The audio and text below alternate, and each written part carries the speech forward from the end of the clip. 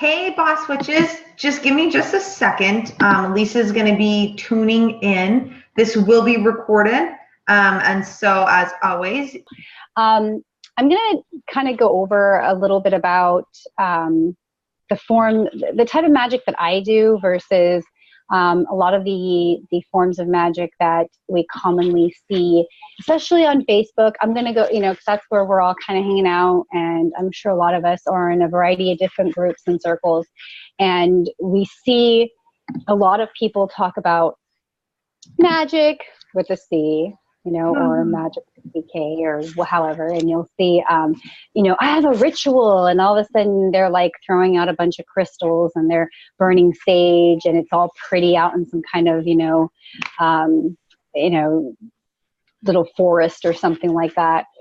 And it's there is a difference between a lot of the stuff that everyone sees on Facebook, especially in like a lot of the groups that I think a lot of us are in, versus between that and some of the stuff that you see in the occult community. And so I'm kind of going to share a little bit of that, and then also share about what I do versus what a lot of these common types of magic do. Okay, so if you were to venture into an occult group, it can really scare. I mean, I can tell you right now, it can be a little scary, a little intimidating. And sometimes I've seen people go into the group and leave right back out, because those groups, they're talking about things that are totally opposite from what we see in the common magic, holistic type groups that are here, spiritual groups on Facebook.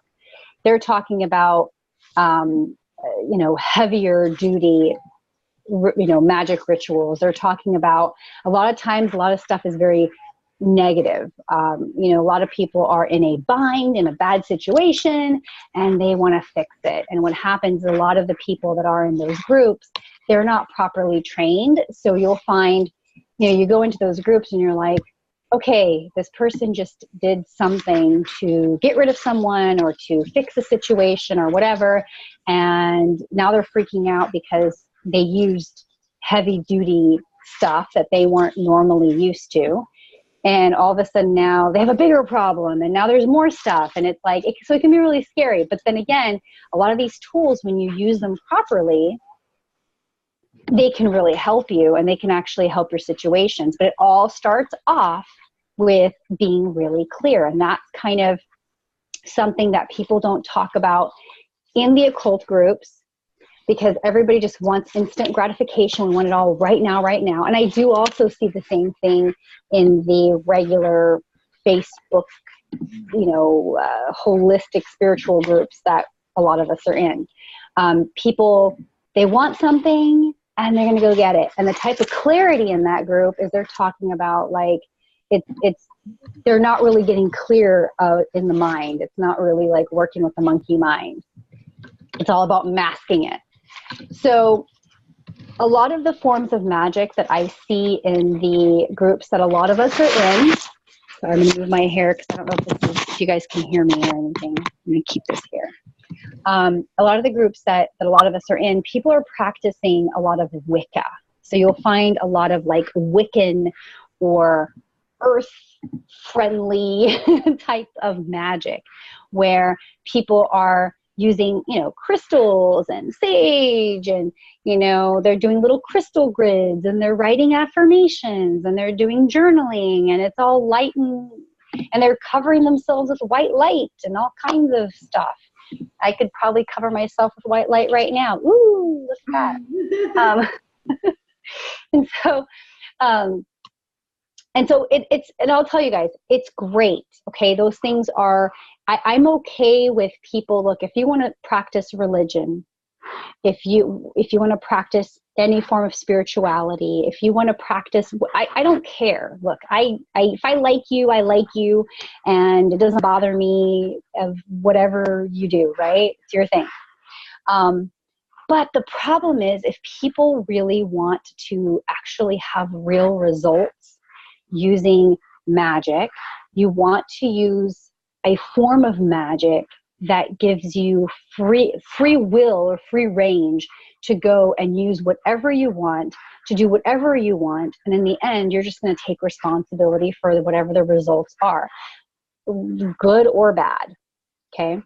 So what happens is, you know, the Wiccan, and I'm not knocking anybody who practices Wicca. So, but the Wiccan, more earth-friendly, love and light traditions, and it's also known as a right-hand path. So there's like right-hand path and left-hand path. Okay, and that's kind of a way that for the longest time, they've divided magic into like right-hand path, left-hand path, and then there's also, you know, lesser magic and high magic. Okay, so right-hand path is very close. It's the closest to Christianity or regular religions than any of the other forms of magic, because people are, you know, it's like there's the threefold law, the fivefold law, the tenfold law. You do something wrong, something bad's going to happen to you. You can't control people. You can't do this. You can't. I mean, it's almost like at the end of the day, you're like, okay, what can I fucking do? Like, what can I do? I got a problem. How am I going to do it? And a lot of times at the end of the day, they're like, you must send light and love and light incense and cleanse yourself and go get some Reiki done. And again, nothing against that. It's all great. But you have to look at you have to look at the use of magic as a tool that you're using in this reality. So if somebody hurts you, what are you going to do? If I were to come up to you and like punch you, what are you going to do back? Well, you're either going to run away, you're either going to punch me back, and if you're some, you know, other type of person, you might just kiss me. I don't know, right? Like, I don't know what you're going to do. But the thing is you want to treat magic as just another tool, one of those tools. Like, you're going to go, okay, well, this person punched me. So what am I going to do? Well, am I going to use magic to bind the person? Am I going to, you know, am I going to use magic to get rid of the person? Do I want to like use magic to hurt them back? So you can use it for a variety of ways to handle a situation. So it just kind of gives you more tools to use when something happens. So that's like, you know, that's the cool thing about magic. Now, I don't practice Wicca. I don't practice any of the earth-friendly stuff, because when I first learned about it, I thought it was great and groovy, but it was so restrictive. The problems that I had, the problems that a lot of us have, it's almost like it's nearly impossible to solve using that form of magic. And honestly, I was all about wanting to solve my problems or solve whatever it is or get whatever I wanted. And I could care less about, like, I've always been the kind of person that wanted to, like, I always knew that what I wanted was always on the other side of something that would be like, you know, it's always things on the other side of fear, right? So it's like, I know I'm going to do something to get it, and it's going to push me like outside of my comfort zone. So when I looked into these, and these are things, of course, I'm sure a lot of you guys here, and if you guys ever read about magic or practiced magic, or even like a lot of times, like when you're a teenager, you're reading about Wicca and all these other things, you know, you're going to the local bookstore and reading about all kinds of, you know, really cool candle magic and like all these other cool things. Then you know what I'm talking about. Like, you get drawn to that stuff. It's kind of neat. It's kind of cool. There's that whole belief like, ooh, I can like create things and do whatever I want, but really you can't, because there's like all this restriction, right? And there is that thing when you look at right-hand path versus left-hand path, there's still that duality. Like, you're saying that, you know, there's good and bad and right and wrong and black and white, because they will use white magic versus black magic. And again, there's all these different traditions. Everybody's got different things. And I'll tell you guys, at the end of the day, what I chose to do was and it didn't take me very long, is I practiced chaos magic. Chaos magic, we basically use whatever it is that we need to get the job done. So a lot of what we do is there's like spirituality. It's really heavy into like, you know, there's Buddhism, there's all these other traditions that we pull from. And there's also like, I mean, you'll find, you know, chaos magicians who will practice more on the left-hand path. And if you think the left-hand path, you're like, oh my God, you're like worshiping the devil or something. No, look. Left-hand path is basically, yes, there are people who go really far off into the left side, just like the right. People are like love and light and throwing rainbows everywhere. In the left-hand path, people are working with more denser energy. And think of it kind of like the left-hand path is like a wild Mustang or a wild horse or a horse that can run really fast. Think of the right-hand path as the little pony at the 3-year-old birthday party that, you know, I could sit there and pull its hair and jump all over the place, and the horse is just going to sit there because it's been trained to not do it. You know, it's safe and gentle. Now, both can get you to where you want to go, just like an angel versus a demon. Both are going to get you to where you want to go, okay? Because there are traditions out there that use demons for good things. There's traditions out there that use angels for negative, bad things. You know, you look at Santeria and you look at voodoo and you look at, you know, Obeah, and you look at all these other types, all these other forms of magic where they're like using other deities, or they're using a deity that maybe is known for destruction and for good, or they're using, you know, angels in place of demons, or in place of like, hey, I'm practicing Catholicism, but the truth is I'm actually using these angels or these saints to help me destroy somebody, or I'm using, you know, so it's all vice versa. It's all about, and I don't want to say these things to scare you guys, I'm saying it's all about your intent and what you're going to do with it. And you have to look at it as mixing this world, this physical world we're in right now, with this energetic world. Like, it's all one world. So I say to myself, let's say for example, somebody, there's something that I want to achieve. Like, let's say it's business or money or whatever. I may use, like, simple candle magic. I may use a sigil that may be connected to, a planet or to a deity. And a lot of times that deity may be a deity that's used for various things. Or maybe I may use, I rarely touch any demon stuff, just because they each have, there's a lot of stuff you have to do with them. It's like a lot of preparation and a lot of, like, I like things simple. Okay. So, but there are chaos magicians who are into that. There's chaos magicians that are more into the lighter stuff. So we like to think of it as we practice gray magic. It's gray. It's non-dualistic. We're going to use whatever tools we need. So there's a plethora of tools in the world from a plethora of different traditions. You know, you look at voodoo, they use puppets. You know, they use little voodoo dolls, right? Well, you can use those for healing. You don't necessarily have to like poke somebody and like, I'm going to get rid of, the competition. You can also use it to heal. You can use it for all kinds of things. So you have to look at it as, instead of going, well, that's good, that's bad, I don't want to do this, I don't want to do that. Just look at it as this. Okay, I have a goal, I have a desire, and I want to use tools that I feel comfortable using, or maybe I'm open to using, that are going to get the job done. And that means I may pull from candle, I may just do a sigil. Sigil magic is really heavy. Like, a lot of us are into sigils, and because sigils are really simple to use. And of course, sex magic. Sex magic is huge for chaos. Okay, people are always orgasming. The joke is like, you'll find, chaos magicians constantly jizzing all over everything, because that's what that's a guy joke. But like, a lot of the they always joke about stuff like that. Like, that's all chaos to do is like, jizz all the time. But, that's what, we're using the most effective, simplest thing.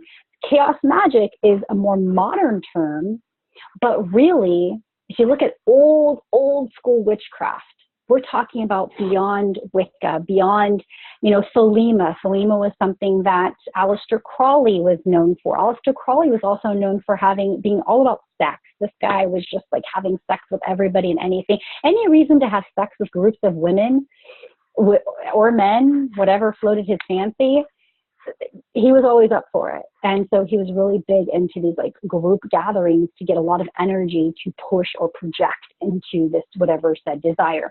But a lot of these people who are really, really into magic, a lot of them, they will do, they're always curious Georges. So a lot of times, like I guess maybe call me simple. I just like to use I want to live my life and I'm sure you guys, do too. Like I want to be able to live my life and experience this human world. So that means I may use magic when it's necessary, but I don't want to be so obsessed with it to the point that I'm not really living. And so, we can say this about the same thing about religion. I'm sure we all know somebody who is like so obsessed with religion. You've got, I have a cousin who's really into Catholicism, and it's great, but it's like really obsessed with it. And it's like, man, are you really living your life? Because there's a point where it's all about being in the middle, right? This non-dualistic state, be in the middle. Be in that middle space where you can it's okay to have these things that you're using, or it's okay to believe in these things, or to, practice certain practices. But you also don't want to go overboard with it. And you also still want to have something that you are incorporating into your life that's spiritual. I think in a way, magic really does show us that we are creators. Now, this doesn't mean that God, universe, however you want to call it, it doesn't mean that there isn't anything bigger than us. We honestly, again, we're using our mind, body, awareness, like all of our tools, right?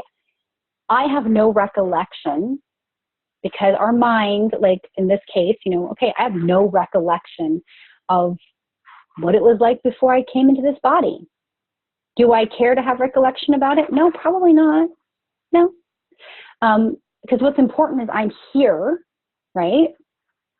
So I'm here right now, and I'm going to live in this world, right? So we know that somehow there's something bigger than us, something out there, something really big, something different, something that we probably won't know until we all die, right? But we also need to also know that in a lot of religions and probably all over the world, there's always that whole thing about us being in the image of, right? And there's the whole thing about being in this image. Well, it's not really meaning that like God, universe, is other human being like us. It means that we are creators just like the creator, right? So we have the ability to do that ourselves. We have the ability to bring forth into our world exactly what we want whenever we want it, and in magical results. But the way to do that, because we are in human body and human form, we have to do it in a way that it's going to work, because it's not like we're going to snap our fingers and it's going to happen. We have our monkey mind that we have to work with, right? So every magician, every really good magician practices some form of meditation. Now, wall gazing is the one that is the most effective. I will tell you guys, I have probably the worst monkey mind out there, and it is most effective. My teacher made me do it, and it's incredible. It's an amazing, it's amazing. When you do the meditation, it will get you to a place where you are in this middle state, this non-dualistic state, where you can actually create things. You can actually make things happen. So really good magicians will practice meditation. Now, they want to get to that middle state because they want to figure out what is it that they get really clear on this thing that they want to do, or that they're going to have happen or whatever, and then go forward and do it. Now, the problem that we see with a lot of magicians out there, a lot of people who practice magic that we see on Facebook a lot, whether they are in the spiritual groups or the occult groups, a lot of times they're like, look, I just want this thing. I'm going to do this stuff. And what will happen is either nothing happens, which that's probably the best, or the opposite happens, or some other crazy thing happens. And that's because they're not into that middle space. They're not in that place. It's the most simplest and the hardest thing for people to do. And if you could do it, then you've already won up over everything, over everybody else. You can probably make all kinds of things happen. So I'm going to go back to the Wiccan piece. I know, I'm talking. I'm going, everything takes me to something else. So Wiccan is actually something that was created, you know what, it's created, I don't know how far back. I haven't really studied it.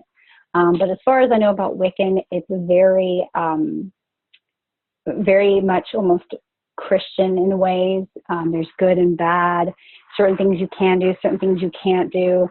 And it's just not for me. And so for me, it's chaos, and chaos magic is very freeing. Chaos magic allows you're taking responsibility for what you do. So do what thou wilt.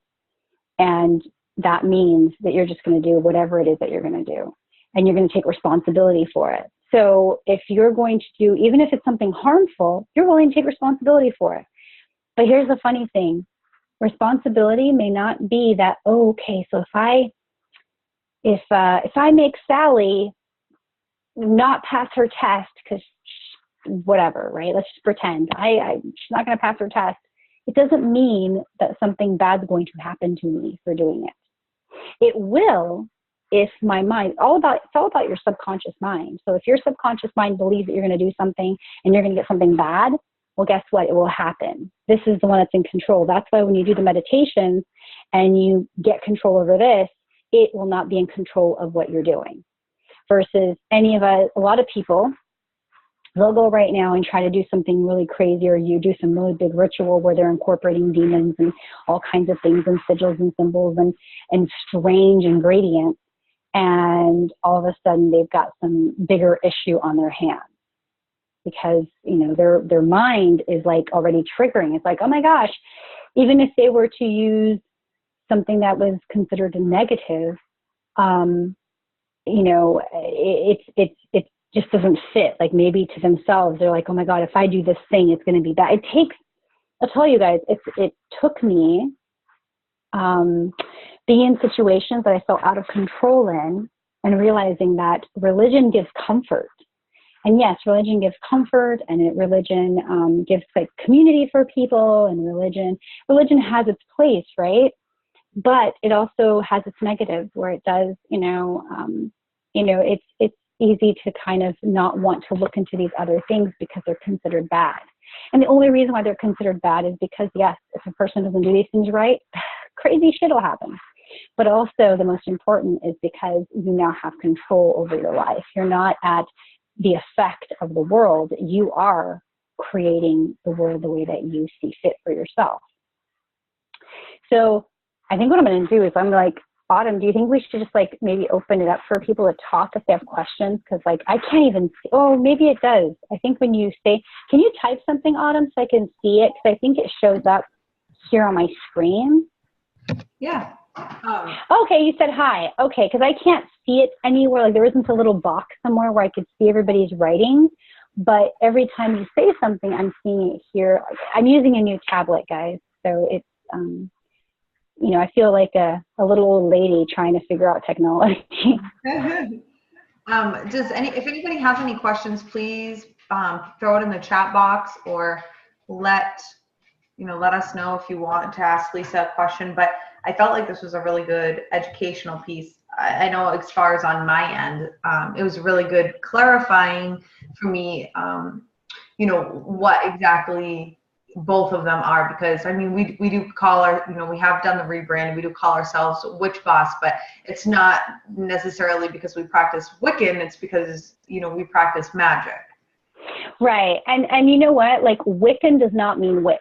So like, there's like a variety, people will call themselves the witches in general. Like, I know that, like, so my teacher practices a little differently. His lineage is, he does just call himself a chaos magician, but his lineage is very unique. You know, his combination of work is like, his whole body of work is like super different. And he doesn't use the word witch. He likes to use the word, I mean, he'll say, hey, when you practice witchcraft, and you know, he uses the term witchcraft, but he doesn't call himself a witch. He calls himself a practitioner. And that's kind of the term that I like better, is like practitioner, but it's not like, you know, again, anybody who is manipulating energy is really traditionally considered a witch. And original witchcraft, real witchcraft, is more along the lines of the stuff that a lot of KOs do. So, okay, hold on. There's a question there with us. How C goes away? Oh, there it is. Okay, sorry guys. I think I found the little spot but I can't see everybody anymore. Okay, well anyway, wait. I can read it to you. Read it to you. Girl, I think I'm like lost here in the middle of, oh wait, okay, I see it. Okay. So it says here, this is from Sarah. It says, with us wall gazing and that becoming more routine, what would be the next step in magic? So when you're able to wall gaze and you can do it as you become clear, then you always, like, the simplest thing to do is start off with a desire. That's why I always tell you guys to the desire, so, have something that you want and fire it off the way that I share with you guys to fire it off. Now, oh my gosh, hold on guys, I'm going to try to get back here. Bear with me, this thing is okay. So, the first thing you can do is, like, that manifestation process that I teach, that's a very simple, basic process that incorporates some of what my teachers taught me, and some of it is kind of, I kind of just put things into an actual order that made sense. So sigil magic is like what you're doing there, that whole process of creating a sigil and firing it off, that is a form of magic.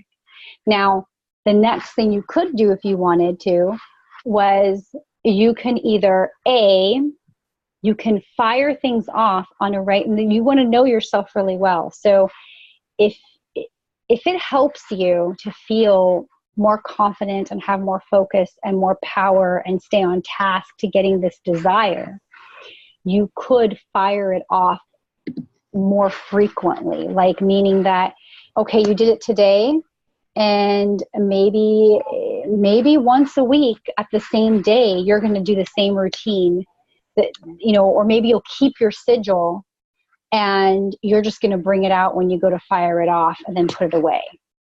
And you just do it on a routine of once a week.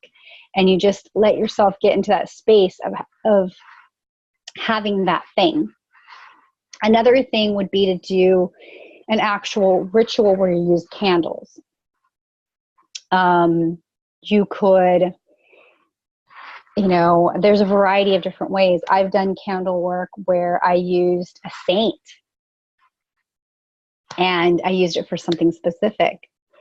And I used specific oils. And for me, what it was the reason I did all that was so that I could get into that feeling of power and creation. So once I got to that place that I knew that I was creating, and I knew that I was in charge, and I was the one that was, and these are all things that we're all taught not to do or be or have. We're all taught not to act like we're powerful. We're all taught not to be, God forbid, think that you're like God, or you're a goddess, or you are in control. Control is another horrible word no one should be using. Or manipulation. Oh my God. No. The moment that you can actually embrace these words and these things, and like actually for what they are, like, there's nothing wrong with wanting to have control. Like, if you don't have control if I am a passenger in your car and you have no control over the wheel, I will be one pissed off person, because what's going to happen to us if you're not in control of the car? What's going to happen? You're not beating the car to submission. You are actually taking the car safely with your passengers from point A to point B. Just like the term manipulation. We manipulate all day long, all the time, right? Kids do it all the time. I want to have this candy bar. But how is that manipulation? They're just wanting a candy bar and they're just telling it to you in a nice way. I mean, people in their heads, they think of manipulation as in, I'm going to take control of you and do whatever I want with you. And I'm going to not take into consideration anything because it's all about me, me, me, me, me. Well, that's like a different thing. Like we're talking about, like, manipulation means, you know, if I had putty in my hands, I could be manipulating it and making it into something. When you go out on a date for the first time, do all of y'all show up with your hair in buns, with like nacho cheese on your shirt and old pajamas to a date? No. Well, you know, you just don't know. Country girls, you know, we do that. No, I'm teasing. I'm totally teasing. Okay, keep going. But yeah, I mean, like nobody's going to show up to a first date looking like, we're all going to look our best, do our best, right? Even if you showed up looking like shit, you're still going to have, like, you're going to show up being really nice, or you're going to show up and, you know, and it's the same thing. Dating is just very similar to marketing, right? You're going to show up with your pictures and your content, and all these things are going to showing things in the, you know, presenting it well so people can see it and people can go, oh, you know, I kind of want to try that. So the important thing is you want to have whatever it is to back it up. So if you show up looking nice and stuff, you want to make sure, and you're a nice person, you want to make sure to continue to be a nice person, not be a total jerk off afterwards. But if once you can actually get into that driver's seat of your own magic and knowing that you are creating and you are literally manipulating the energy, you're bending reality to what it is that you want, and that you are the one that is creating it, and that you are taking on full responsibility for it. And what you want is so important that you're willing to take responsibility for it. You're willing to do whatever it takes to get it. And knowing that you're the one that's doing it, it's powerful. It really is powerful. And it doesn't mean that you are, all of a sudden you're better than God, or you shouldn't be doing this stuff because only God can do these things, or whatever the old hangups are. Well, no, you have the ability to do this stuff, and it's your choice to do it. Just like when, you know, those of you who are parents and your kids are making their own choices in the schoolyard and wherever. Look, your kid is a part of you. Your kid has some of your tendencies, and your kid's learning from you, but your kid also has his or her own mind, and his or her own desires, and his or her own whatever. And so they're going to go out there and live the life that they want to live, and they're going to do it. And you can only be responsible so far for them. So think of it like, you know, okay, so here's God, universe. You have all these abilities. It's like saying, hey, now you go forward and you live the life you want to live, do the things you need to do, work through whatever you need to work through. Here, you have everything here on this planet that you can need. I'm just going to sit back and watch, and and have people worship me here and there in whatever form they want, and that's it. I can go on a tangent, guys, so sorry. Do you guys have any other questions? I don't even know if I answered that right. I just keep going and going, guys. We could be here for hours. Well, I think this is really good. I really appreciate all of this, Lisa, and I'm sure everyone on here, especially the newbies to magic, or even just the clarification, as I just think is very important, especially as we dive deeper into practicing magic, and especially when the membership site comes up, you know, you're going to be giving them rituals and such. So I think it's very important for everyone to know exactly what it is they're doing. So I just can't thank you enough. Yeah, and just wanted to throw something else in there, like so for those of you who, like, you don't have to practice a religion, and you can practice a religion, and you can practice. So I want to basically say to people here, like, the form of magic that I do, the form of magic that I teach you guys is versatile enough that you can be a Catholic and practice magic. Besides, Catholicism came from, you know, paganism. So kind of the same thing, you know, in ways. So it's like, think of it like this. Your religion, if any of you guys here have like religion in your family, or you yourself practice religion in some ways, remember, like, think of it as, it's a tradition. It's kind of like your nationality, right? Like, so for me, I'm Portuguese, and in my culture, Catholicism is heavy, heavy, heavy, heavy into my culture. But somehow I don't see a difference in choosing one or the other. So like, if I go to a wedding, if I go to a baptism, if I go to something to celebrate for something, like, it's not about me, right? If I'm going to go to celebrate something for a relative or a friend, and they happen to be religious, I'm not going to sit here and wave my flag, whatever. I'm here for you. I'm here to support you, to celebrate with you, to be here with you. So however you choose to celebrate, it has nothing to do with my beliefs. And, you know, like, every time I've gone back to Portugal, I've always gone to church because I love the churches there. They're gorgeous. They're very, very old. And a lot of them have like people buried underneath the church. It's kind of cool. But like, I don't see it.